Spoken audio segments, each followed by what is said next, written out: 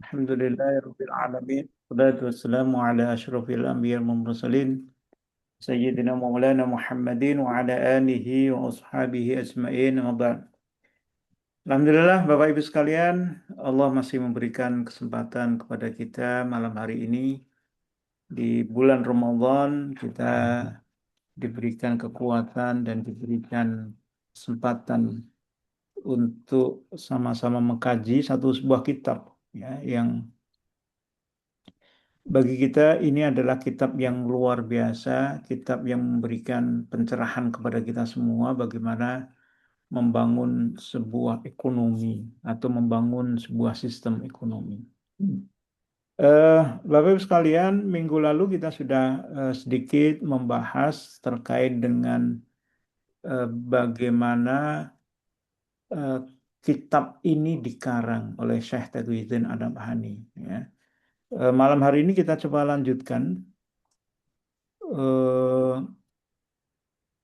pembahasannya.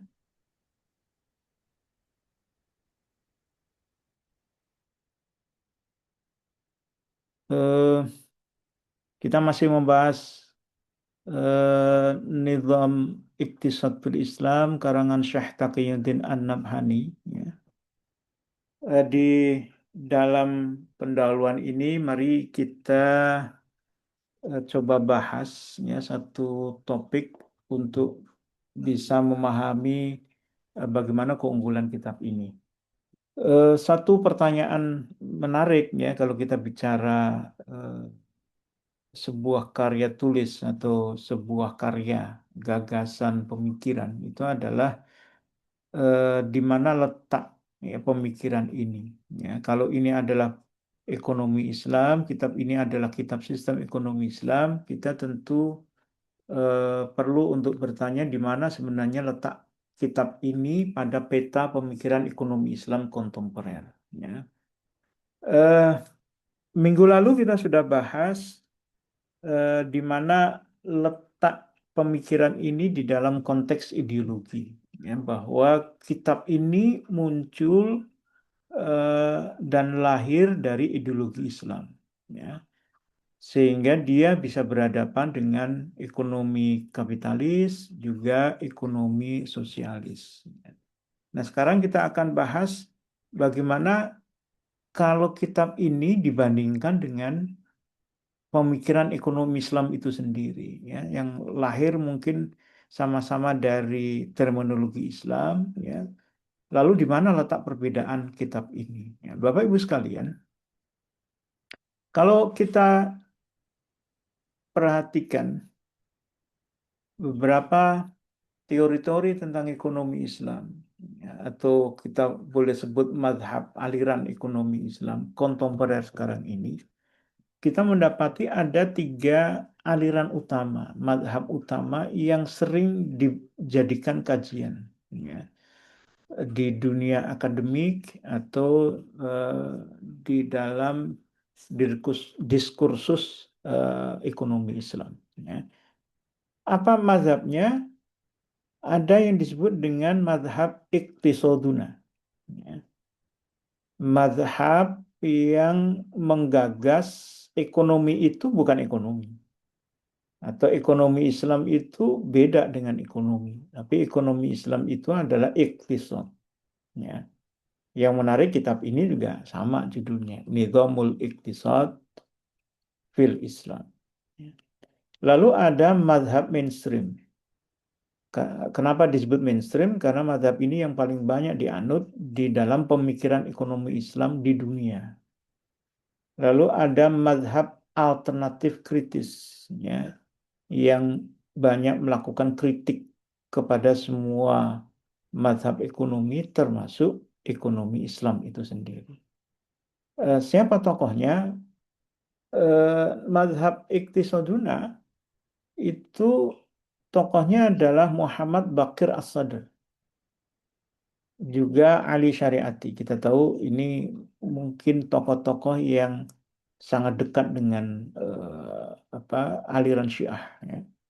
Kemudian mazhab mainstream ini yang paling banyak dikenal, buku-bukunya banyak dijadikan rujukan di dalam pengembangan ekonomi Islam, ada Muhammad Abdul Manan, ya.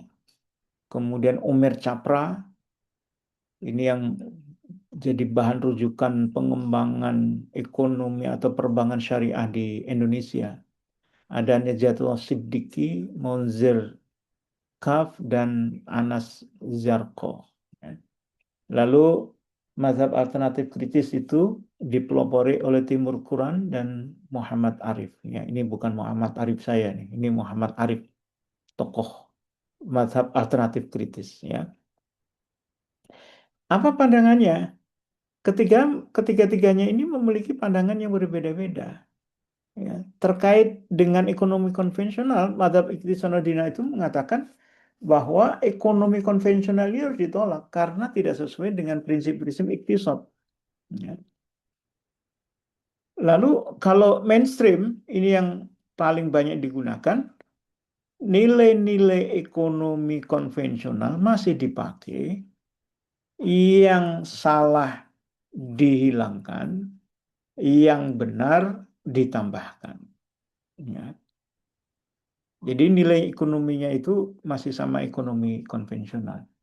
Ya. Apa yang salah? Yang salah itu adalah riba. Maka riba harus ditinggalkan. Apa yang salah apa yang benar di dalam atau apa yang kurang di dalam ekonomi konvensional? Zakat.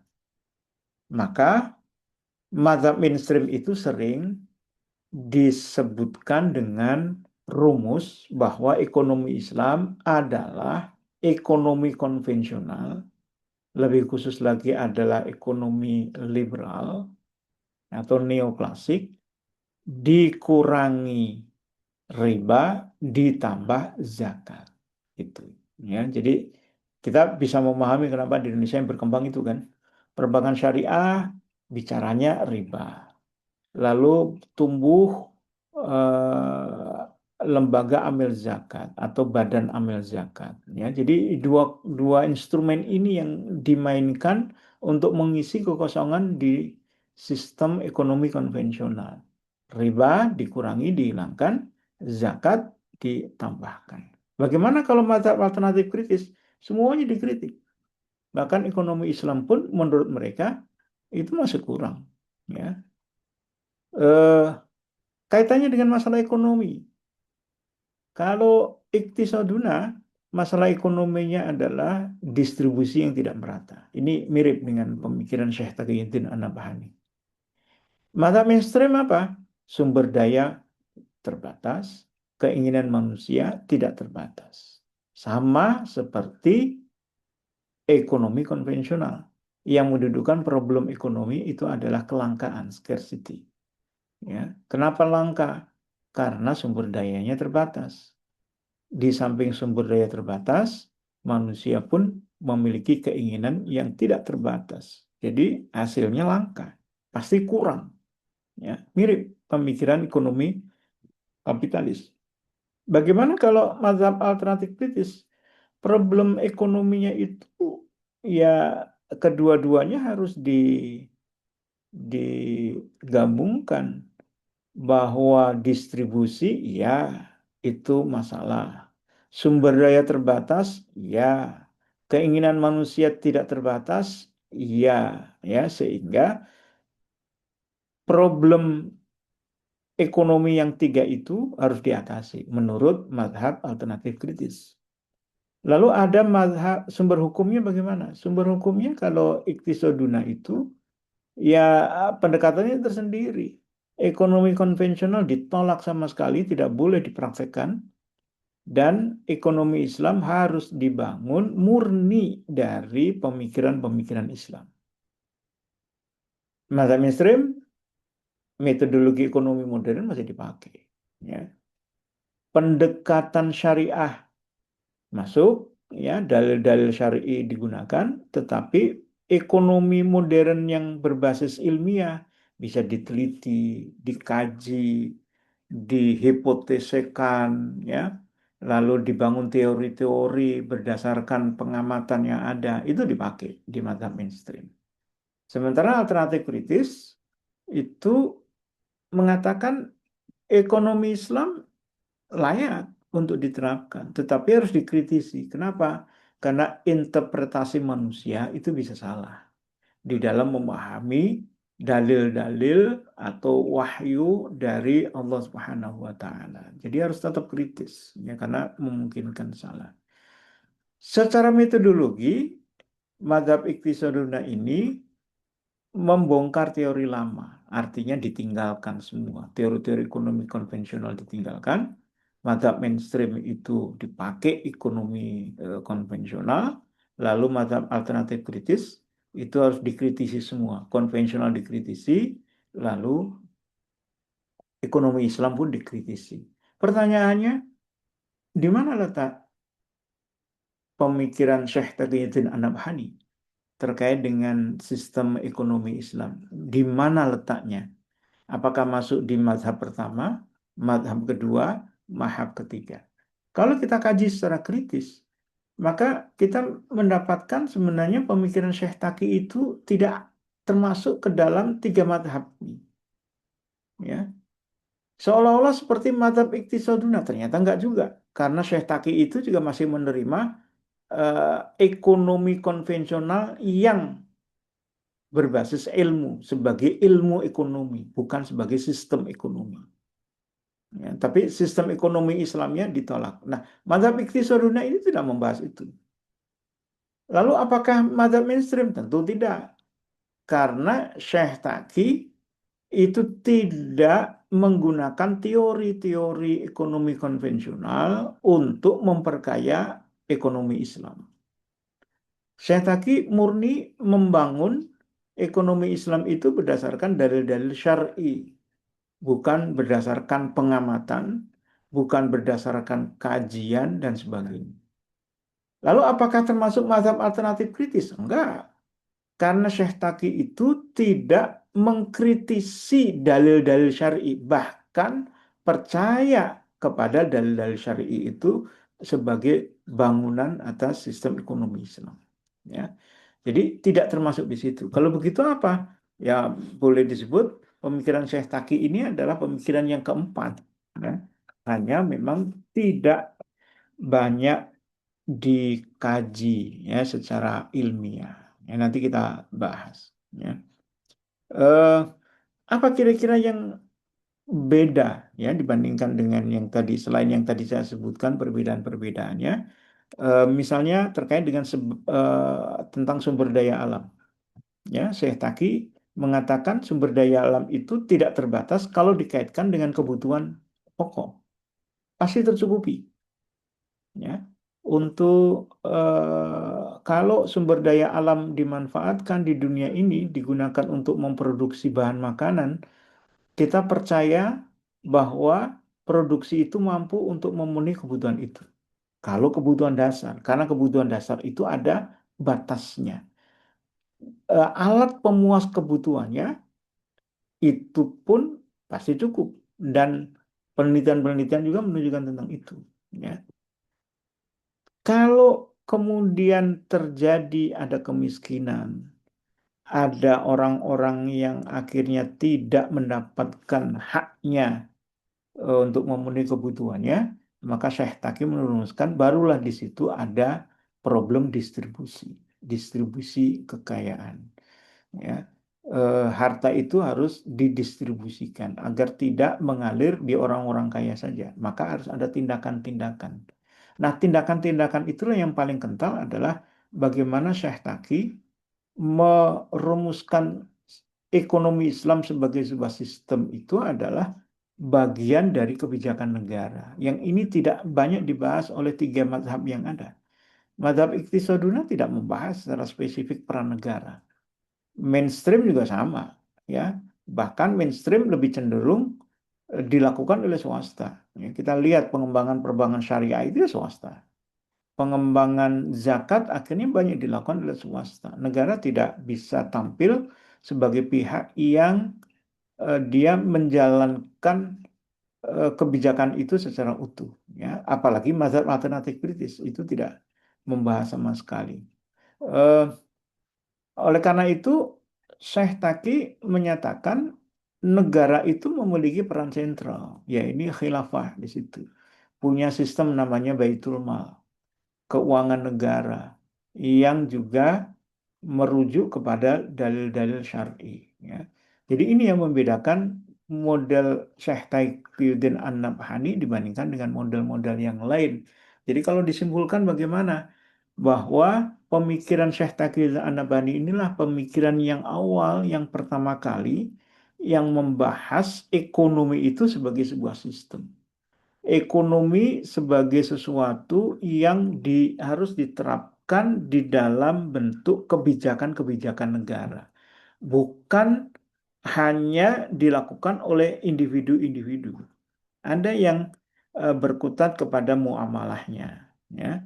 Ada yang berkutat kepada apa namanya mekanisme konvensional seperti mazhab mainstream ini. Kalau ditanya gimana caranya agar kemiskinan itu bisa dihilangkan, ya mereka bilang instrumennya itu adalah zakat. Zakat saja instrumennya. Yang lain gimana? Serahkan kepada mekanisme pasar. Mereka masih percaya bahwa mekanisme pasar itulah yang bisa membantu untuk mendistribusikan kekayaan. Ya, mereka setuju itu, masih setuju. Bagaimana kalau distribusi itu mau dilakukan sementara barang-barangnya langka atau tidak ada? Mereka pun setuju bahwa produksi itu harus ditingkatkan. Maka produktivitas itu penting di dalam mazhab mainstream. Dan pertumbuhan ekonomi pun penting dalam pandangan mazhab mainstream. Ya, bagaimana model Syekh Taqiyuddin An-Nabhani? Modelnya adalah pertumbuhan ekonomi penting, produksi itu penting, tetapi tidak kalah pentingnya adalah ada jaminan setiap individu-individu itu untuk memenuhi kebutuhan-kebutuhannya. Jadi sampai level itu. Sementara kalau mazhab mainstream itu tidak sampai negara punya kewajiban memenuhi kebutuhan itu. Negara itu hanya memiliki peran regulator saja, regulasi, mengatur, ya. Kalau sudah baik dibiarkan, ya menurut mereka mekanisme pasar itu baik, dibiarkan begitu saja. Tetapi kalau ada kesalahan-kesalahan di dalam ekonomi, baru negara itu mengaturnya. Nah, ini tentu berbeda peran dengan khilafah, ya. Peran khilafah yang sentral, yang memiliki andil cukup besar ya di dalam praktek ekonomi Islam. Ya. Eh, Kalau pemikiran itu, ya, kita gunakan untuk melihat realitas sekarang ini akan tampak, ya, bagaimana cara pandangnya. Kita anggaplah mazhab yang paling dikembangkan saat ini kan mazhab mainstream. Kalau di Indonesia ada Dewan Ekonomi Syariah misalnya, atau apa namanya masyarakat ekonomi syariah, ya. Kemudian penggagas ekonomi-ekonomi syariah. Sekarang muncul gerakan baru kan, ada 99 ekonom syariah, ya, bukunya sudah diluncurkan. Itu kita bisa melihat rata-rata mereka adalah mazhab mainstream. Dilihat dari sudut pandang untuk aspek-aspek praktis ini. Mazhab mainstream. Beda dengan model yang dikembangkan oleh Syekh Taqi, ya. Sangat berbeda sekali. Misalnya apa? Pandangan terhadap perbankan syariah. Ya.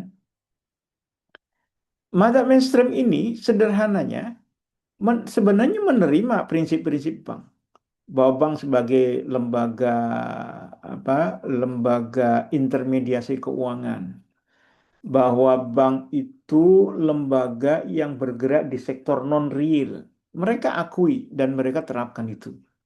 Tetapi nah, karena menurut mereka bank konvensional itu ada riba, ya, maka prinsip utama bank syariah adalah menghilangkan riba itu. Lalu ketika riba dihilangkan, muncul pertanyaan, bagaimana bank syariah mendapatkan penghasilan atau penerimaan? Karena bank itu penerimaan utamanya kan bunga atau riba itu. Lalu riba atau bunganya hilang, lalu dari mana operasional itu bisa didapatkan? Muncullah upaya untuk menambahkan akad-akad baru di dalam praktek bank konvensional, ya. Kalau di bank konvensional itu hubungannya kreditur debitur itu adalah bunga, Di bank syariah bunga dihilangkan, kalau gitu hubungannya apa? Ah, ditambahkan di situ. Oh, ada hubungan jual beli. Muncullah murabahah. Ya.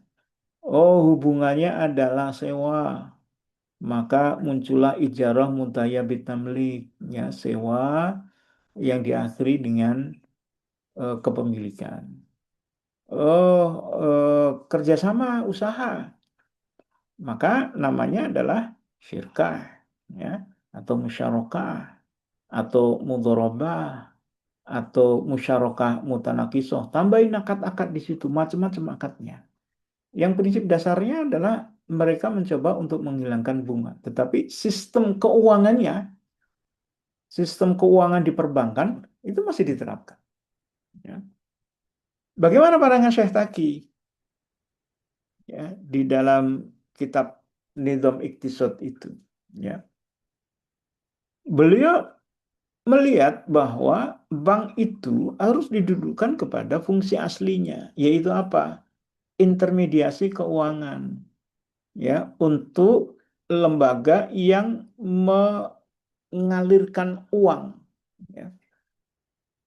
Ada mekanisme transfer, ada mekanisme mungkin e-money misalnya, mencetak uang, ya.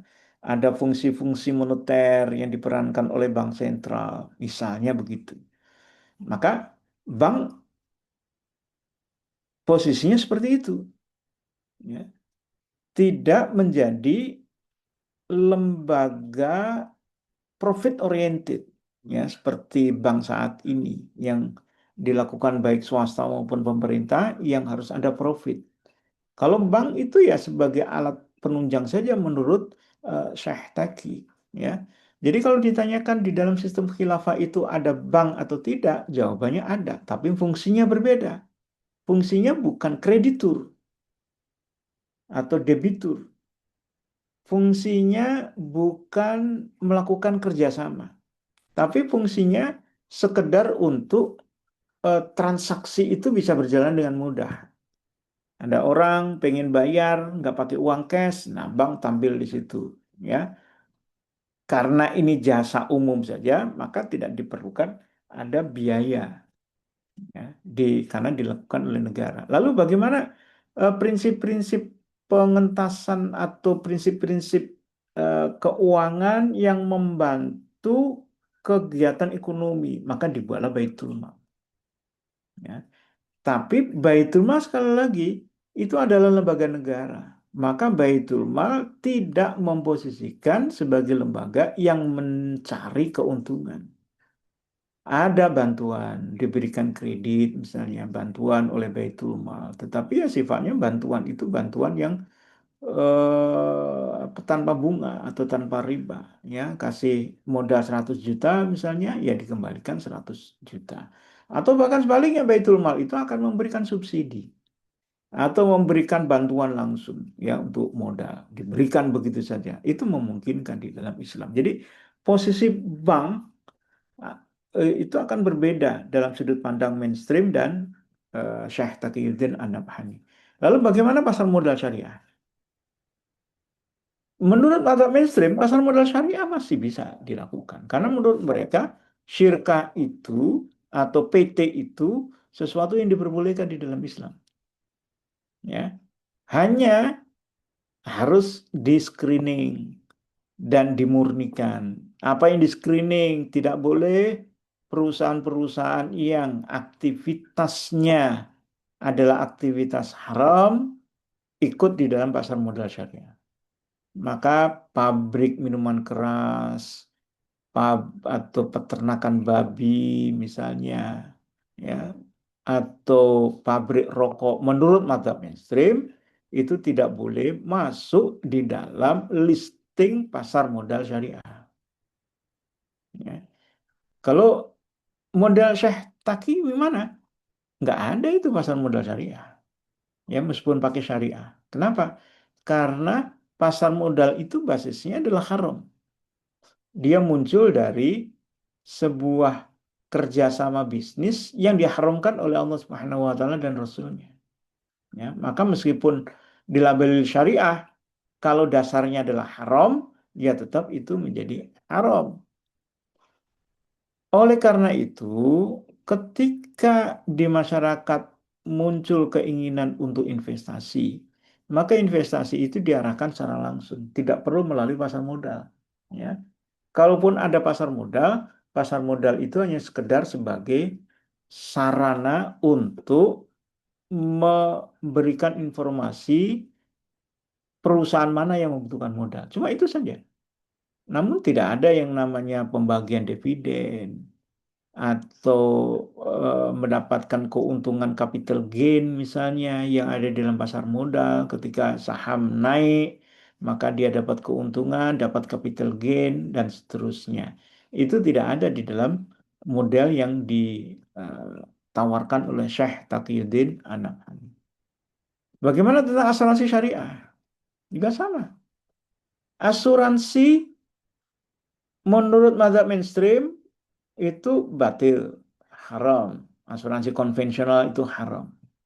Lalu bagaimana caranya agar asuransi syariah itu menjadi asuransi konvensional itu menjadi syar'i? Maka caranya sesuai rumus tadi bahwa sistemnya dipakai, jaminannya itu dipakai, bahwa ada mekanisme penjaminan oleh sebuah perusahaan kepada resiko-resiko masyarakat. Namun karena di situ ada gharar menurut mereka, ya, dan ada riba menurut mereka, maka asuransi syariah dirumuskan sebagai asuransi konvensional yang ghararnya dihilangkan dan ribanya dihilangkan. Ghararnya di mana? Ketika ada dana hangus, ya, habis dia. Ketika seseorang ikut asuransi lalu berhenti, maka dananya hangus. Asuransi syariah menghilangkan itu. Lalu asuransi konvensional, uang premi yang dikumpulkan ditaruh di bank konvensional yang di situ pasti mendapatkan riba. Nah, asuransi syariah menurut mazhab mainstream tidak boleh, maka harus dimasukkan ke perbankan syariah. Lalu bagaimana kalau model An-Nabhani, Syekh Taqiyuddin An-Nabhani ini bahwa asuransi itu ditolak, asuransi konvensional itu ditolak.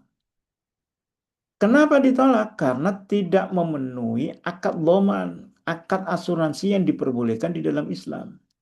Jadi kalaupun muncul asuransi syariah, karena prinsip dasarnya adalah asuransi konvensional, maka asuransi syariah ini menurut Syekh Taqiyuddin An-Nabhani pun masih belum memenuhi syarat-syarat yang ada di dalam akad dhaman atau akad penjaminan. Nah, oleh karena itu gimana asuransi itu? Kan masyarakat butuh itu jaminan ketika dia sakit, ada pengobatan, jaminan ketika ada kecelakaan dia mungkin mendapatkan santunan misalnya. Apa yang ditawarkan oleh Syekh Taqi? Yang ditawarkan adalah itu tanggung jawab negara. Negaralah yang menjamin pemenuhan kebutuhan masyarakat. Jadi kalau ada orang ya yang sakit misalnya negara sediakan itu rumah sakit. Siapa saja bisa berobat di situ. Asuransi pendidikan negara buat sekolah. Siapa saja yang membutuhkan pendidikan silakan sekolah di situ. Dijamin oleh negara. Ya. Lalu obligasi sama. Obligasi itu yang konvensional pasti pakai bunga. Mazhab mainstream menolak bunga. Tapi solusinya adalah obligasi itu tetap diterapkan tetapi bunganya dihilangkan. Kalau bunganya dihilangkan gimana? Menurut mereka ganti yang syar'i apa? Ganti bagi hasil misalnya ya atau ganti dengan margin keuntungan ya dan seterusnya. Nah, sesuai bahasan tadi kita terkait dengan perbankan syariah dan pasar modal syariah, maka kita melihat obligasi itu prinsipnya adalah utang.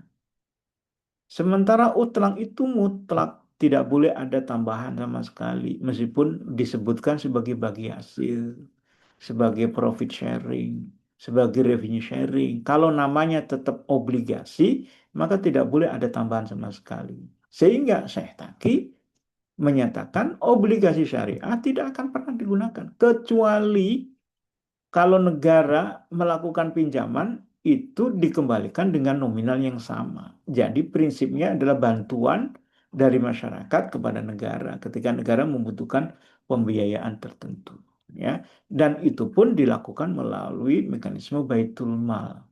Baitul mal yang menentukan berapa jumlah yang dibutuhkan, digunakan untuk apa dan bagaimana cara mengembalikan. Dan terakhir, secara global kalau kita bicara peran negara, maka mazhab mainstream itu murni mengatakan negara hanya sebagai regulator dan pengawas. Jadi mereka tidak terlalu peduli apakah negara itu memiliki baitul mal atau tidak. Tidak terlalu peduli apakah negara itu memiliki bank syariah atau tidak. Ini berbeda dengan model yang ditawarkan Syekh Taki, bahwa negara itu harus aktif dia. Ya, kalau bicara tentang ekonomi, harus menjalankan semua aktivitas ekonomi, prinsip-prinsip ekonomi harus dijalankan, dan itu diatur sekaligus dilaksanakan oleh negara. Ya, contohnya di dalam mekanisme pengelolaan sumber daya alam, negara harus aktif. Ketika sumber daya alam itu tidak mungkin dikelola, dihasilkan, dieksploitasi secara mandiri oleh masyarakat, maka negara yang harus membuat perusahaan yang melakukan eksploitasi itu. Ya, katakan membuat Pertamina. Tapi perusahaan Pertamina itu bukan perusahaan profit oriented. Dia perusahaan yang memang membantu masyarakat agar bisa memanfaatkan sumber daya alam yang tidak bisa langsung diterima. Ya, kalau kebijakan keuangan, maka negara harus membuat baitul mal yang mengatur penerimaan uang negara sekaligus mengatur bagaimana uang negara itu dipergunakan ya di masyarakat untuk kepentingan rakyat. Ya, ini membedakan. Jadi praktis kita bisa menyimpulkan bahwa apa yang digagas oleh Syekh Taqiyuddin An-Nabhani memang ini sesuatu yang berbeda dibandingkan dengan mazhab-mazhab yang ada, sekalipun dengan mazhab mainstream. Sehingga kita bisa mengatakan apa kontribusi Syekh Taqiyuddin An-Nabhani ya, di dalam pemikiran ekonomi Islam. Yang pertama adalah ada sistematisasi. Maka disebut nizamul iktisadi fil Islam. Ya, sistem ekonomi di dalam Islam. Ya, bahasanya adalah sistem dan utuh. Tidak pernah sekalipun saya Taki membahas teori-teori ini ya tentang ekonomi ini dengan tidak dihubungkan peran negara. Selalu ada peran negara di situ ya. Mengatasi bank itu negara, mengatasi kalau ada utang luar negeri negara, mengatasi problem mata uang negara dan seterusnya. Kemudian apa yang unik klasifikasi kepemilikan. Memang hampir semua teori ekonomi itu membahas tentang kepemilikan. Ada kepemilikan individu, ada kepemilikan umum, ada kepemilikan negara. Rata-rata semua teori ekonomi mengatakan itu. Meskipun kita memahami ekonomi kapitalis cenderung mengakui kepemilikan individu. Kepemilikan umum dan negara diakui, tetapi relatif lebih cair gitu. Maksudnya gimana? Kepemilikan umum boleh diubah menjadi kepemilikan individu. Bahkan kepemilikan negara pun bisa dialihkan menjadi kepemilikan individu. Itu kapitalis. Kalau sosialis, lebih cenderung kepemilikan negara atau kepemilikan umum. Kepemilikan individunya dihilangkan. Bagaimana pemikiran Syekh Taki? Pemikiran Syekh Taki unik. Ya. Meskipun seolah-olah mirip, tapi ini berbeda. Ada kepemilikan individu, ada kepemilikan umum. Kepemilikan umum ini berbeda dengan eh, kepemilikan umum yang difahami oleh orang-orang Barat atau difahami oleh orang-orang kapitalis. Yang mereka mengatakan kepemilikan umum ini adalah sesuatu yang tidak mungkin bisa dikuasai oleh satu pihak. ya, sehingga harus dikuasai oleh bersama-sama. Ya, tetapi sekali lagi, meskipun seperti ini, mereka mengatakan boleh untuk dikuasai oleh individu. Nah, bagaimana kalau ekonomi Islam yang digagas oleh Syekh Taki, kepemilikan umum tidak boleh berubah menjadi kepemilikan individu, apapun alasannya. Ya, juga kepemilikan negara. Kemudian metodologi yang unik.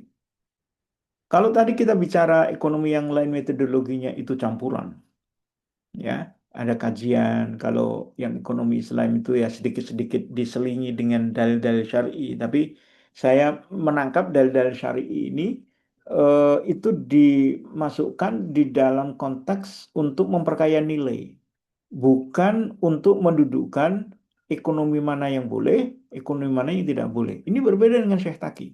Syekh Taki melakukan metodologi yang disebut dengan istiqra, elaborasi, mempelajari semua bagian yang dibahas oleh nas-nas syar'i, semua dibaca, lalu dikeluarkan sebuah prinsip-prinsip umum yang kalau kita kaji kitab Nizam ini yang disebut dengan tiga pilar ekonomi Islam. Kepemilikan, pengelolaan kekayaan, ya, dan distribusi kekayaan, ya. Eh, tentang tamaluk, ya, tentang tasarruf al-milkiyah, dan tentang tauzi'us sarwah, distribusi kekayaan. Ya. Ini keluar dari metode istiqra. Ya. Sehingga Syekh Taki berani mengatakan yang dibahas oleh ekonomi Islam hanya tiga ini. Nggak ada pembahasan yang lain. Kira-kira begitu.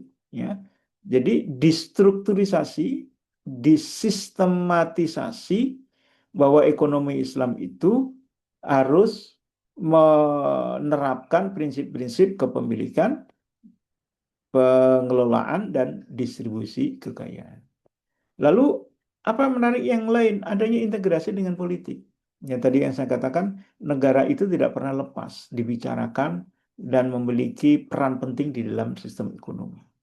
Lalu ada definisi operasional, ya, yang untuk memudahkan saja tadi secara sistem mudah dipahami yang tadi kita sebut dengan tiga pilar ekonomi Islam, itu untuk memudahkan kita membayangkan bagaimana bangunan ekonomi Islam itu yang harus diterapkan oleh masyarakat dan negara. Dan ada juga pendekatan makroekonomi. Syekh Taki tidak melulu bicara tentang level mikro, ya, tentang akad-akad syariah, ya, akad jual beli, akad sewa dan sebagainya. Itu kan levelnya mikro, hubungan muamalah antara satu orang dengan orang yang lain. Tetapi Syekh Taki juga melakukan pendekatan makro. Ya, misalnya bicara tentang kelangkaan tadi. Kritiklah beliau mengkritik tentang konsep kelangkaan. Ya, itu dalam konteks makro bahwa secara makroekonomi kita bisa mengatakan ada negara yang kaya tapi rakyatnya miskin seperti Indonesia. Ya, makroekonominya kaya dia, tapi rakyatnya miskin. Nah, ini yang eh, menjadi pertanyaan, kenapa ada negara kaya, rakyatnya miskin? Maka jawabannya adalah satu, distribusinya berarti nggak bagus. Kenapa negara kaya, produksi bagus, ya, sumber daya alamnya banyak sekali, melimpah, tetapi masyarakatnya miskin. Dan yang kedua, berarti ada pihak-pihak yang menguasai, yang ini tadi sama dengan distribusi, yang menguasai aset yang terbanyak. Maka kita mendapatkan di negara Indonesia yang menguasai sumber daya alam itu sedikit, tapi penguasaannya besar. Ya, 1% masyarakat terkaya di Indonesia itu menguasai 60-70% asetnya atau sumber daya alam yang ada di Indonesia. Yaitu faktor distribusi kekayaan. Ini tentu pendekatannya adalah pendekatan makroekonomi. Ya. Nah, inilah yang dihasilkan oleh Syataki dengan metode istiqro itu. Ya, milkiyah, tasarruf, tadzi'us sarwah bainan nas. Ya. Ini tiga hal inilah yang menyusun sistem ekonomi Islam atau nizamul iqtisadi fil Islam. Metodenya apa? Istiqra. Dielaborasi semua hal lalu dirumuskan ya menjadi rumusan-rumusan semacam ini ya. Maka Setaki itu paling paling sering nanti kalau kita baca kitabnya itu mengatakan kalau yang ini masuk di sini ya. Ada orang mengatakan bagaimana kalau ada orang dia sudah punya harta lalu dia ingin melakukan investasi. Saya tadi bilang itu bukan tamaluk ya, bukan al-milkiyah, tetapi itu bahasan tentang pengelolaan atas tasarruf. Ya, dibahaslah atas tasarruf itu bagaimana berinvestasi, mana investasi yang haram, mana yang halal dan seterusnya. Itu yang dibahas di dalam kitab ini.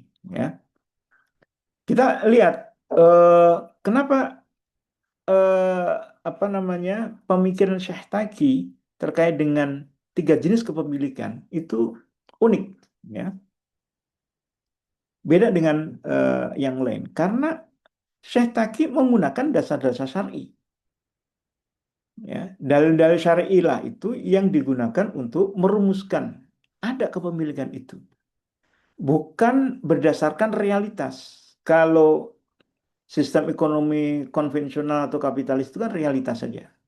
Oh, realitasnya ada orang yang punya kepemilikan. Oh, kepemilikan individu. Ada realitas suatu aset atau sumber daya alam yang dia tidak bisa dikuasai oleh seseorang. Ya, muncullah kepemilikan umum.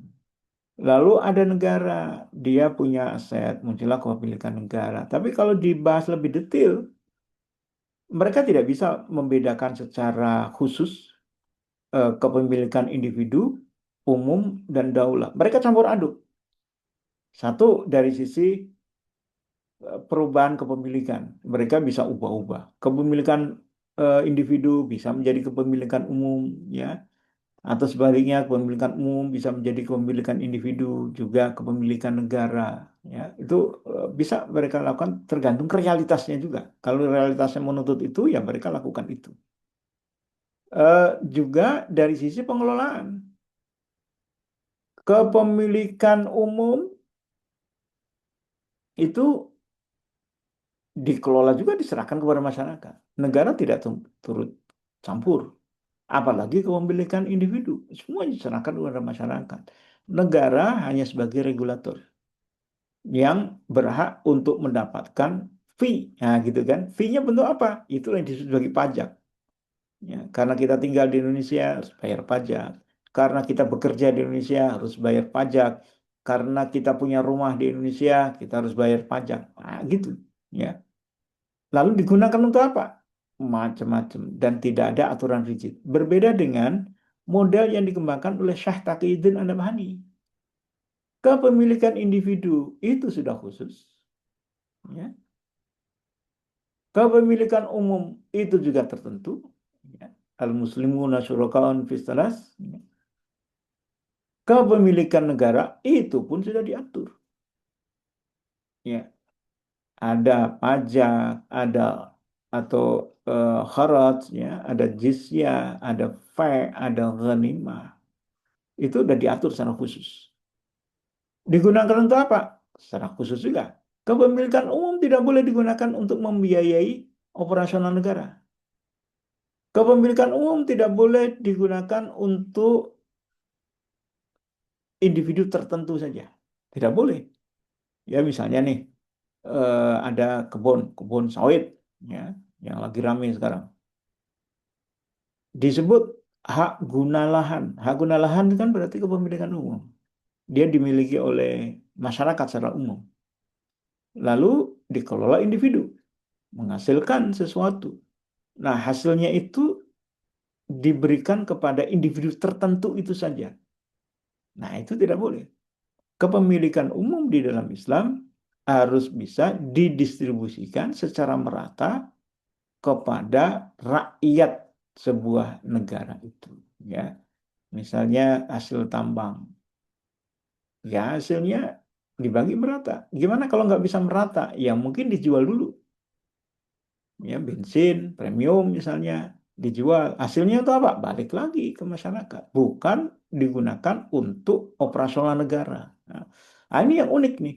Nanti Bapak Ibu semua kalau mengkaji kitab ini akan bisa mendapatkan itu, bahwa ternyata ekonomi Islam mengatur itu atau syariah itu mengatur itu sampai sedetil itu.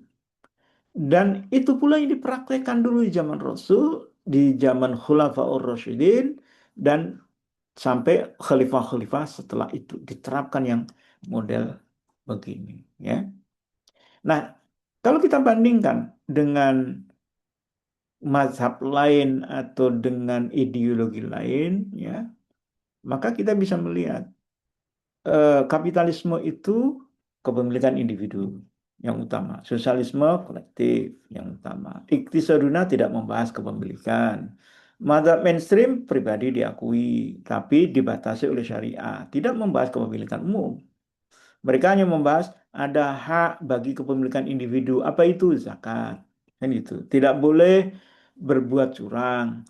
Tidak boleh riba, karena riba itu adalah kezaliman, ya, atas harta orang lain. Misalnya begitu. Mazhab Islam bicara begitu, tapi kepemilikan umum nggak dibahas.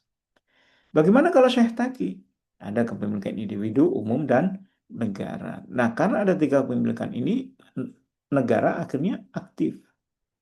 Dia nggak bisa tinggal diam, karena nggak mungkin kepemilikan umum itu tidak ditetapkan oleh negara. Itu pasti akan berebut. Wong, jangankan eh, tidak ditetapkan. Wong di Indonesia aja kepemilikan umum jadi rebutan, hutan kapling-kapling. Masih kita ingat kemarin laut dikapling, ya kan gitu. Ya. Namun demikian, Bapak Ibu sekalian, tentu ada sejumlah kritik. Ya,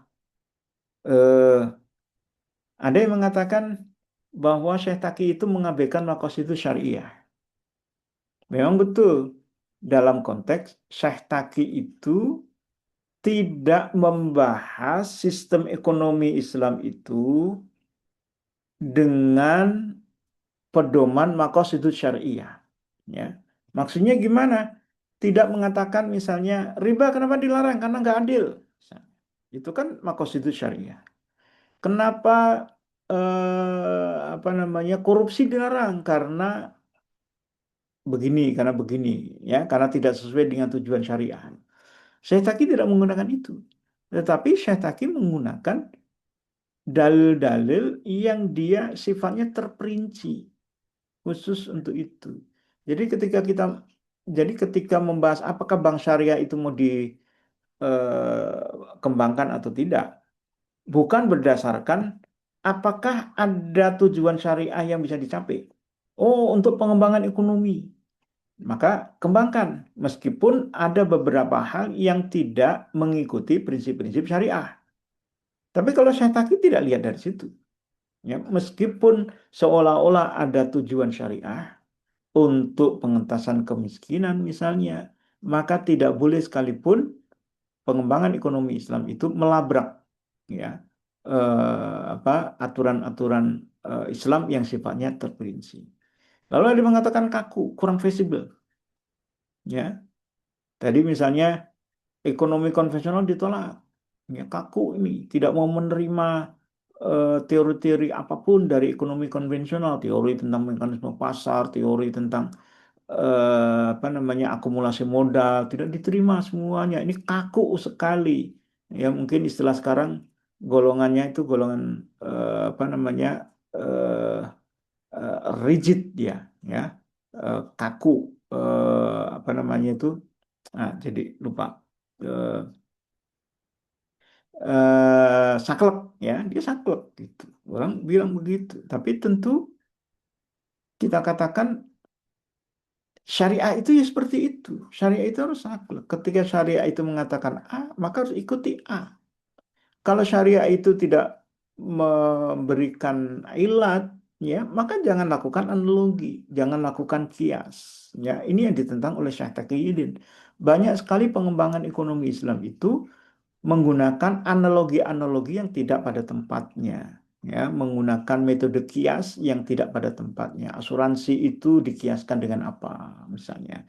Bank itu dikiaskan dengan apa. Ya, padahal metodologi semacam itu tidak tepat kalau tidak ada ilat, tidak ada sebab ya kenapa hukum itu diturunkan. Lalu ada juga yang mengatakan zohiri ini, ya ini letterlux, ya hanya menggunakan pedoman pada ayat-ayat saja. Ya.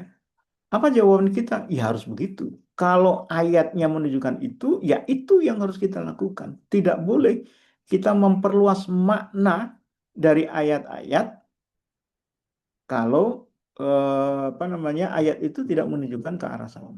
Nah, nanti kita bisa bahas lebih detail lagi. Ya.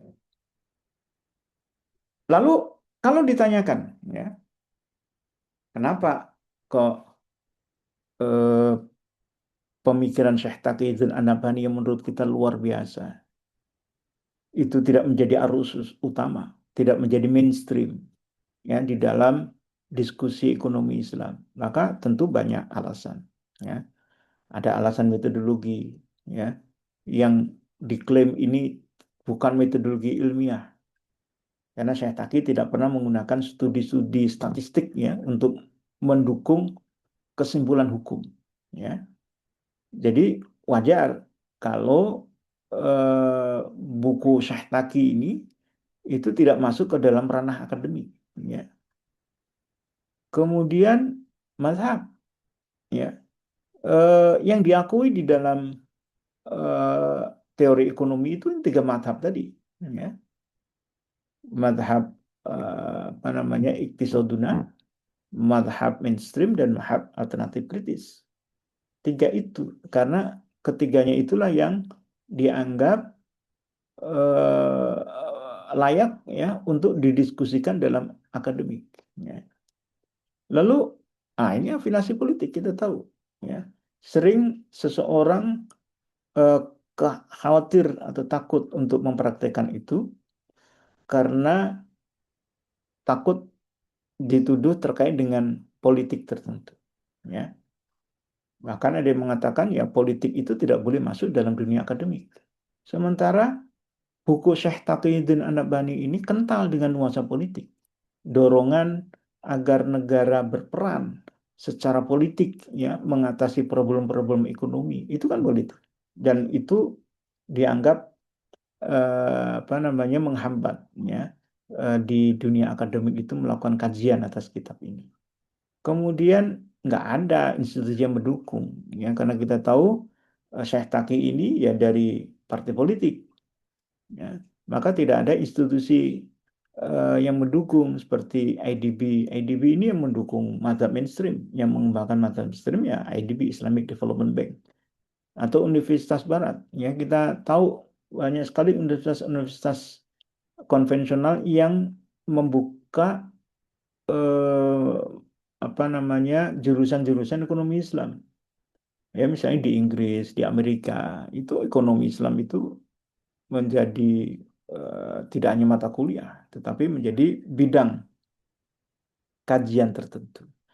Dan secara teoritis, ya eh, pemikiran Syekh Taki itu dianggap tidak memiliki teori ekonomi utuh, ya karena mereka menyatakan ya teori ekonomi utuh itu ya teori ekonomi yang dikembangkan oleh katakan Adam Smith ya kan atau David Ricardo misalnya eh, sehingga eh, karena Syekh Taki ini membuat teori baru dan teori itu menurut mereka belum bisa diuji di dalam prakteknya atau dalam realitas ya mereka akhirnya tidak mengembangkan apa yang digagas oleh Syekh Taqiyuddin An-Nabhani di sini ya.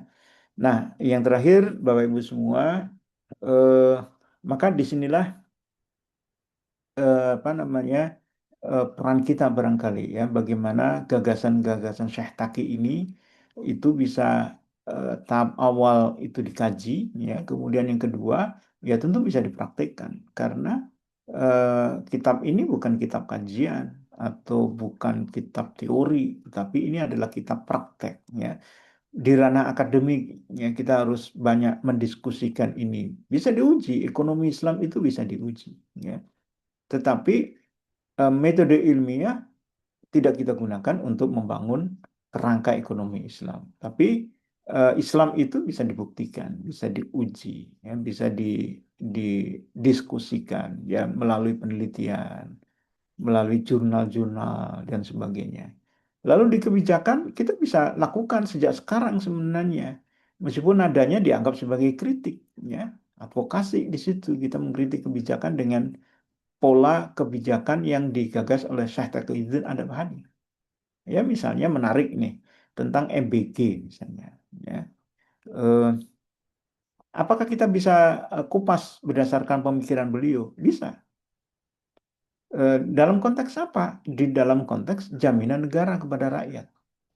MBG, ya, makan bergizi gratis itu kan subsidi berbentuk langsung berupa makanan yang diberikan baik orang kaya dan orang miskin. Kan gitu.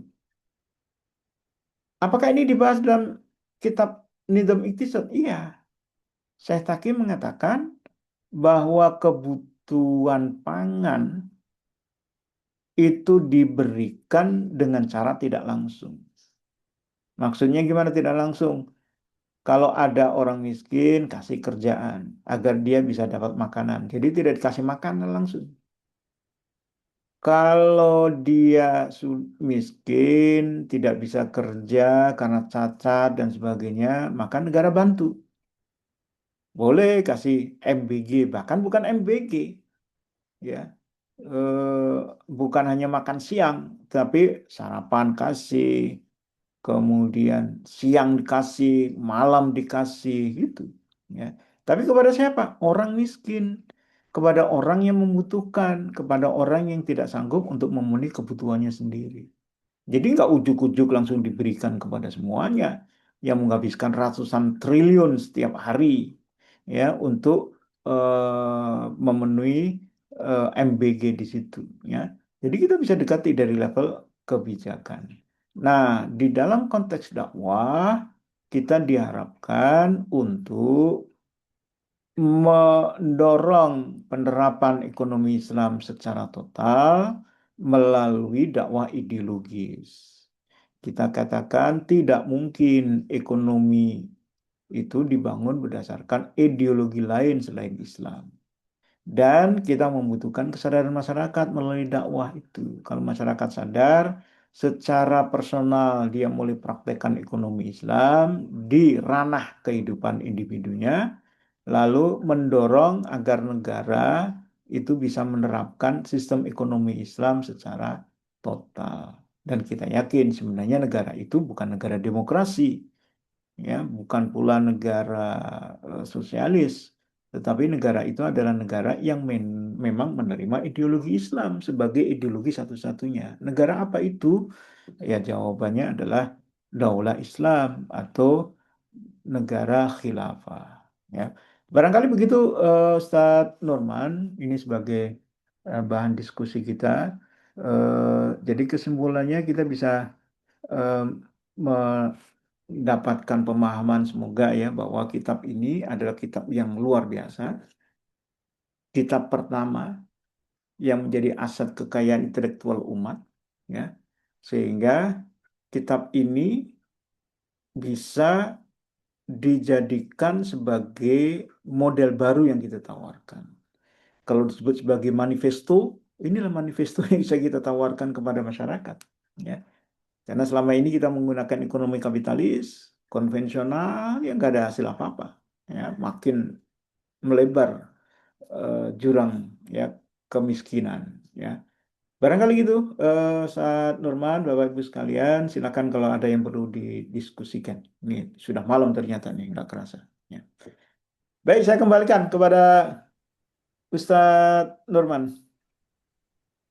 Ya, alhamdulillah. Syukron Ustadz. kita telah dipaparkan, dijelaskan terkait seputar kajian telaah khusus Muqaddimah kitab Nizamul Iqtisadi fil Islam, Sistem Ekonomi Islam. Nah, ini alhamdulillah kita buka sesi diskusinya, tanya jawabnya buat Bapak Ibu yang ingin bertanya atau kita kasih kesempatan mau live atau langsung bertanya ke beliau, bisa nanti langsung raise hand saja to the point pertanyaannya, atau yang memang ingin mengirimkan pertanyaannya ke kolom komentar bisa juga kirimkan ke kolom komentar pertanyaannya, nanti kita akan mintakan beliau langsung menanggapi.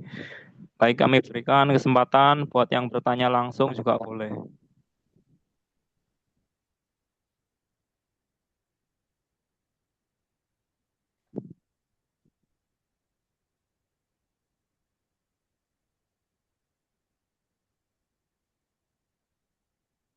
Ada Bapak Ibu? Ada di chat sepertinya Pak Ustadz Norman. Baik Ustadz, ini sudah ada pertanyaan yang masuk. Ya, alhamdulillah kita beralih ke kolom komentar Ustadz. Nah, ini ada dua pertanyaan. Yang pertama dari Pak Arif 0308 Kebon Baru Tebet. Assalamualaikum Ustadz. Waalaikumsalam.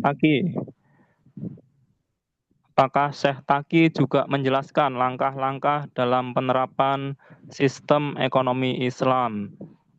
Yang berikutnya, kedua, apakah ketika penyerahan kekuasaan terjadi, khilafah berdiri, kemudian Baitul Mal yang diutamakan didirikan, distribusi kekayaan, menghapus riba, atau bagaimana?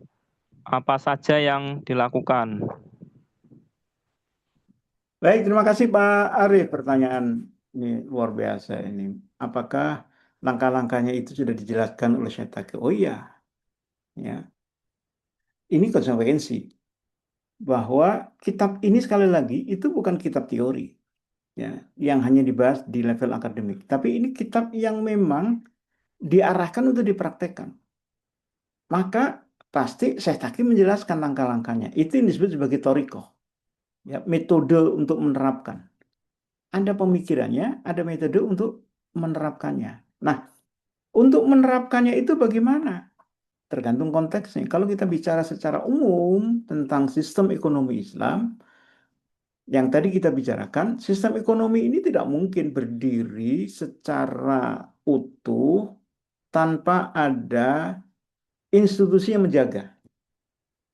Ya, karena ini bukan ekonomi yang diterapkan oleh masing-masing individu. Silakan pakai misalnya, enggak. Tapi ekonomi ini agar dia bisa mencapai tujuan yang diharapkan harus dilakukan, dilindungi oleh negara. Jadi kalau ditanyakan langkahnya apa? Langkahnya adalah harus dibuat negara yang mau menjalankan ekonomi Islam. Itu langkah utamanya. Lalu ketika negara itu sudah ada, ya, bagaimana prosesnya?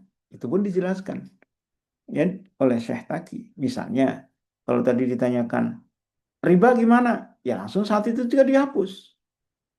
Kenapa begitu?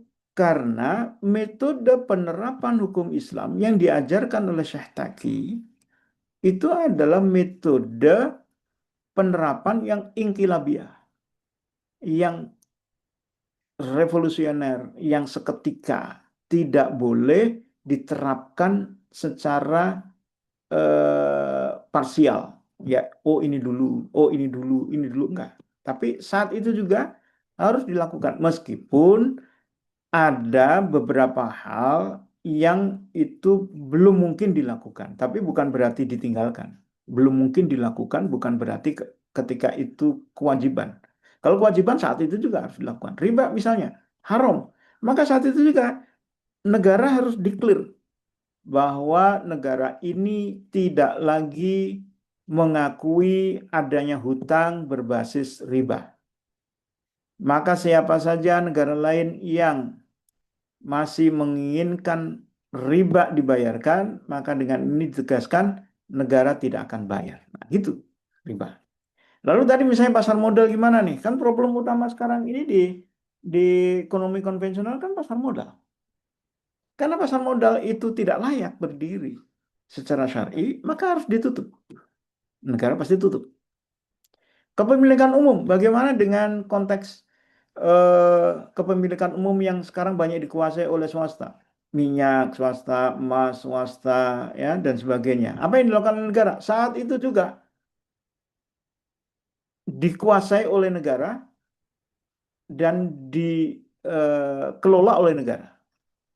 Tapi bukan berarti kepemilikan mereka kan perusahaan-perusahaan itu sebutlah ada Freeport, ada Chevron, ada macam-macam itu kan punya aset, punya kilang minyaknya, punya pabrik macam-macam. Bukan berarti langsung dirampas. Itu hak mereka. Maka negara harus memberikan ganti rugi. Ya, ada langkah-langkahnya gitu. Ya. Lalu bagaimana Baitul Mal? Baitul Mal itu sebenarnya dia dibentuk sesuai dengan kondisi. Kalau pada saat awal keuangan negara itu nggak ada, ya Baitul Mal belum perlu. Ya, tetapi sebagai sebuah sistem keuangan negara, Baitul Mal itu yang akan diterapkan. Negara akan memberlakukan penerimaan mana saja yang diambil oleh negara. Negara akan memperlakukan bagaimana cara mengelola pengelolaan itu untuk pengeluaran-pengeluaran yang sudah ditentukan oleh syariah. Nah, itu yang harus dilakukan. Jadi, ada langkah-langkah yang itu sekaligus saat itu dilakukan, ada langkah-langkah yang itu memang butuh bertahap karena realitas. Misalnya apa? Misalnya tentang mata uang. Kalau diterapkan mata uang emas dan perak, iya, itu wajib. Tapi untuk menerapkan itu kan butuh proses. Ada cetak uang dulu, ada proses transisi, uang fiat money yang dimiliki orang saat ini bagaimana dikonversi. Kalau saya punya uang misalnya 1 miliar misalnya, lalu diubah mata uang menjadi emas dan perak, sebelumnya nggak ada itu backupnya emas dan perak. Maka kan harus dikonversi. Ketika dikonversi ini, butuh waktu dia, ya kan? Karena kalau sekonyong-konyong saat itu dilakukan, pasti emasnya itu kan naik tinggi karena permintaan banyak kan. Ketika daulah baru berdiri, kebutuhan akan emas tinggi, emas akan naik demikian. Nah, kalau itu dibiarkan oleh negara tanpa ada proses-proses yang ada, maka orang-orang yang memiliki uang apa dalam bentuk rupiah katakan, dia akan dirugikan. Kenapa? Ketika ditukar dengan emas, dia hanya bisa dapat sedikit saja, ya. Maka proses konversinya itu harus dilakukan pada saat masa yang stabil, bukan pada saat masa-masa ketika ekonomi itu tidak berjalan sebagaimana mestinya. Begitu, Ustaz Nurman ya. Begitu Pak Arif yang bisa disampaikan ya terkait dengan langkah-langkah.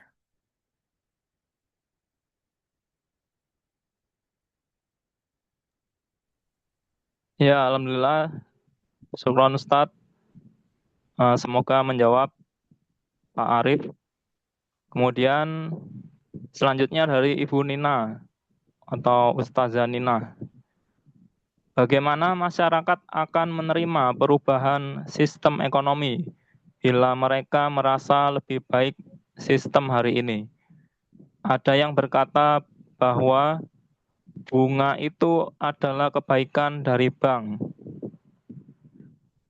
Reksadana investasi saham adalah tabungan masa tua dan sebagainya. Sukron. Ya, bagaimana kalau mereka merasa lebih baik sistem yang ada sekarang ini? Jawabannya adalah dakwah. Ya, Eh, Islam itu harus didakwahkan agar masyarakat itu memahami kebaikan dari Islam. Ya, itu satu hal. Tetapi penerapan ekonomi Islam itu tidak ditentukan oleh seberapa banyak orang yang merasa ekonomi Islam itu baik. Kadang-kadang segelintir orang saja, tetapi dia menguasai sistem, dia bisa memengaruhi itu. Nah, maksudnya gimana? Kalau tiba-tiba daulah berdiri, lalu ekonomi Islam diterapkan, maka insya Allah orang-orang yang dia itu awalnya menyatakan ekonomi konvensional saat ini lebih baik daripada ekonomi Islam, itu akan tercerahkan. Dia akan bisa melihat contohnya. Oh, ternyata lebih baik nih. Ternyata lebih sejahtera. Ternyata lebih dipedulikan oleh negara.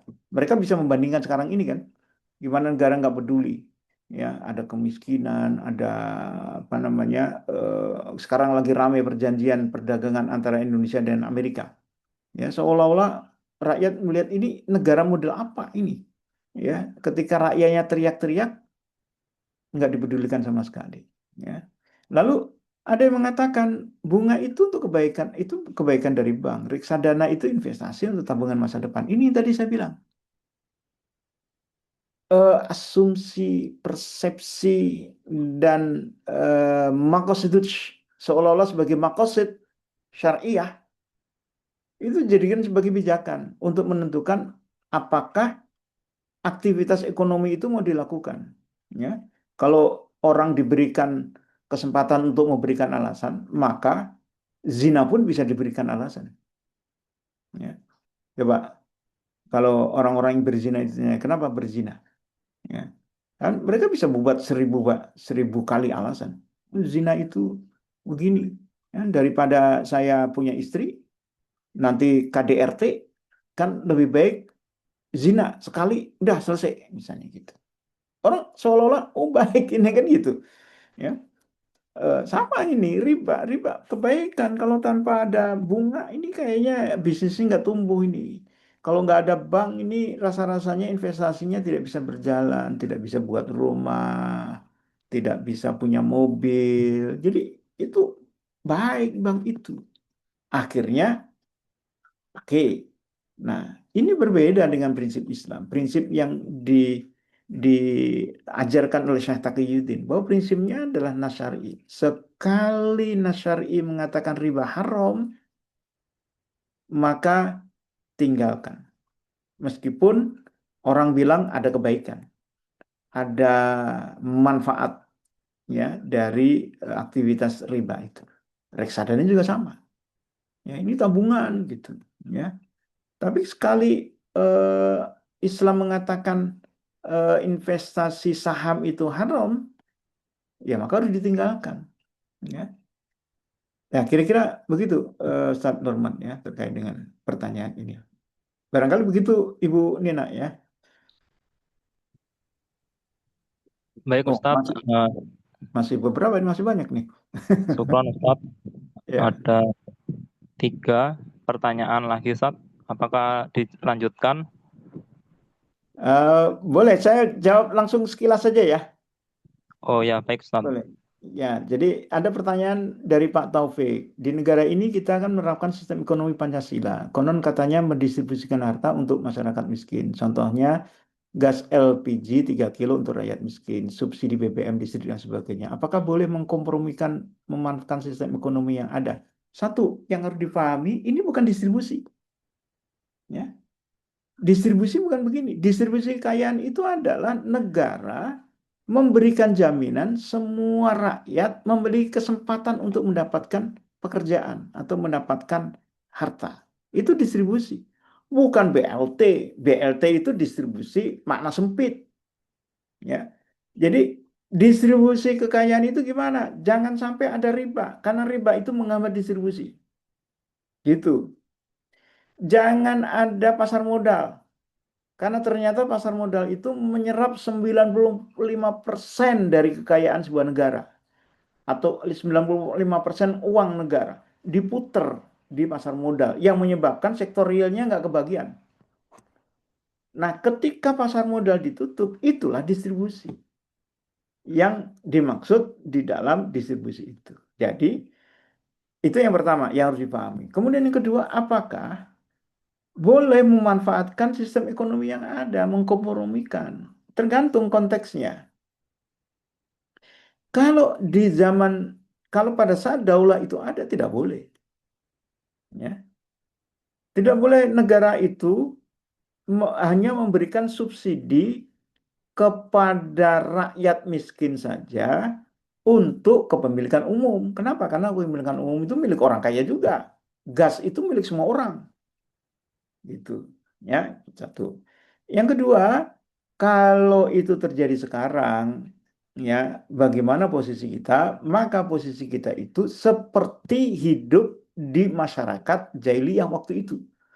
Rasulullah SAW ketika hidup di Mekah juga memanfaatkan fasilitas-fasilitas di Mekah.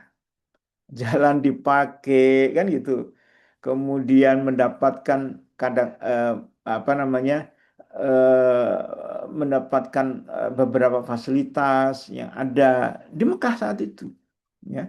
Jadi kalau sekarang gimana? Sepanjang fasilitas itu adalah sesuatu yang diperbolehkan, boleh.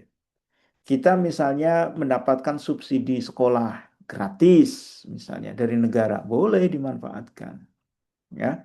Atau kita itu dapat beasiswa dari luar negeri, ya, yang notabene negara itu adalah negara kufur, negara kafir, boleh.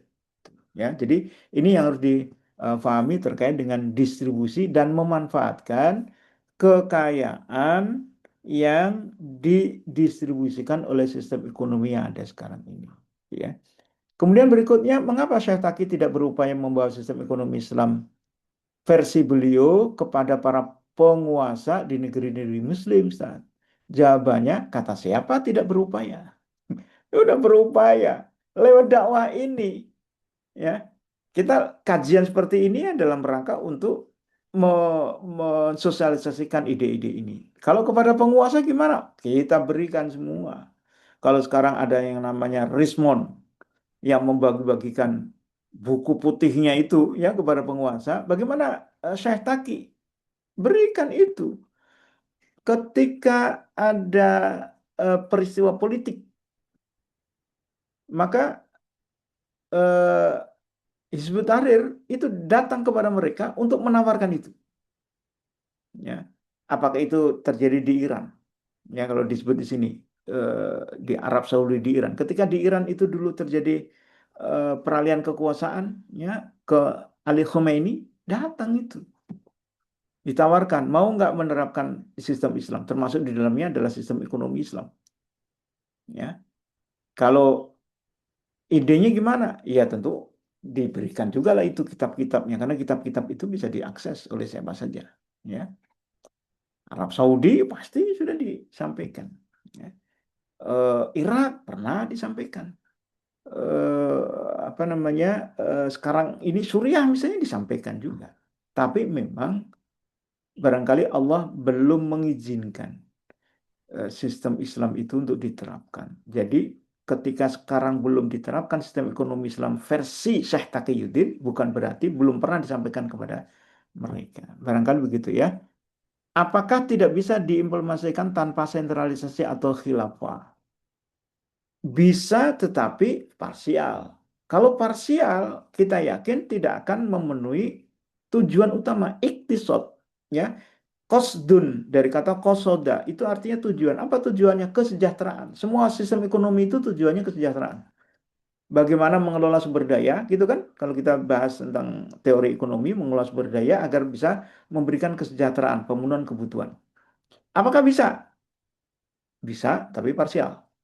Ya, kan kita bisa menjalankan bank konvensional tutup, pasar modal tutup, bisa. Tapi apakah optimal? Tidak bisa. Kenapa tidak bisa? Karena tidak total. Masih banyak sistem yang lain yang harus diterapkan selain apa sekedar menghilangkan riba, memperbanyak zakat, ya kan?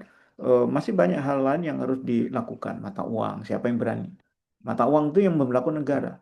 Oh, di Indonesia itu kemarin eh, apa namanya saudara kita yang eh, me- mensosialisasikan dinar dan dirham kan ditangkap. Kenapa? Ilegal. Karena di Indonesia tidak boleh mata uang itu selain rupiah. Ya, maka eh, tukar menukar di pasar, ya, yang ada menggunakan mata uang emas dan perak, dinar dan dirham itu dilarang di Indonesia. Nah, itu artinya apa? Mata uang itu memang harus negara yang menerapkannya atau yang memberlakukannya. Bagaimana agar pengembangan teori dalam faktor penyebab belum menjadi arus utama yang dimaksud tidak utuh? Eh, Bagaimana agar pengembangan